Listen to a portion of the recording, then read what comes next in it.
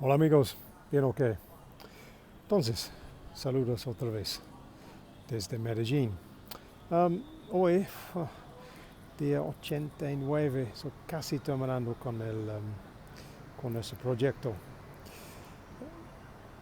So, hoy yo quiero hablar también contigo con otro pensamiento en el método general que yo utilicé para mejorar mi español y también que la misma que yo utilizar con mis estudiantes que estudiar inglés conmigo. So, empezamos. So today, 89 in our 90 days, nearly at the end.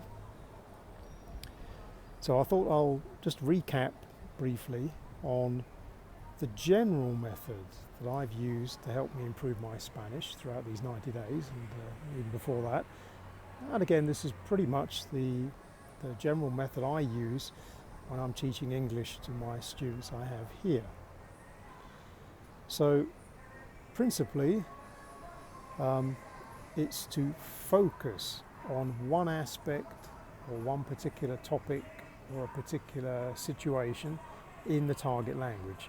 Don't worry too much about fluency in the whole language, because at the beginning that's too big a thing to aim for. So we're going to try to split this up into smaller pieces.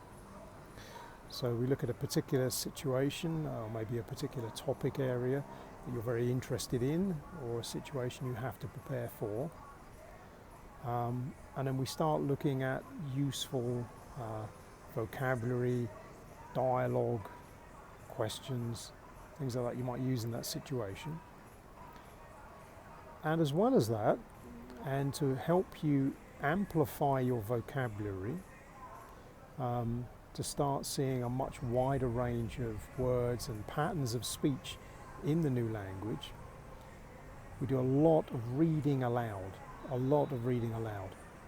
So pick not just one but several different books, either on one particular topic or if you can across different topics, and practice reading aloud. By doing this, you get more confident in how you sound, so you improve your pronunciation. You're less frightened of speaking because now you know that you can do it, you can actually read the words. With practice, you get better at your expression, so your voice is not just monotonous, like a monotone, like a robot, but you get more expression into your voice. And again, in a way, we're starting to prepare a bit more like an actor who's doing a particular speech. So we really think about what do we want to convey, what emotion do we want to convey in this scene or in these words we need to say. And we practice that. So by using reading particularly as a way to increase our vocabulary, it also improves our confidence in our sound, our speaking, the control of our voice. And then with these skills, we bring this back to the specific scenario, the specific dialogues, the specific situation that we're practicing for. So now we're confident that we can easily communicate in that situation.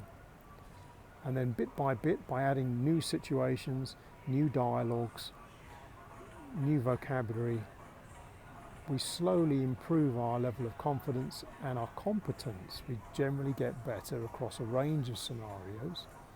So eventually, when we end up in a situation that we didn't plan for,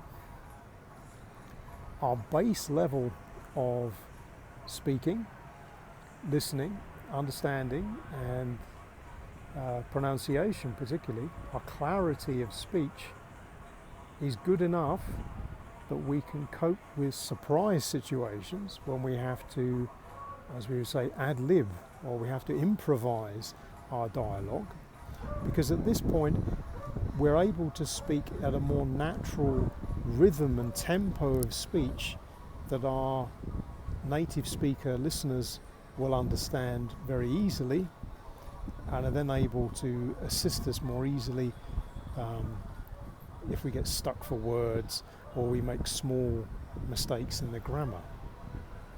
So really that's it. It's a case of not seeing the problem as too large, because if we look at fluency generally, if we're honest, this is a process that's going to take us years, not weeks, to really get there.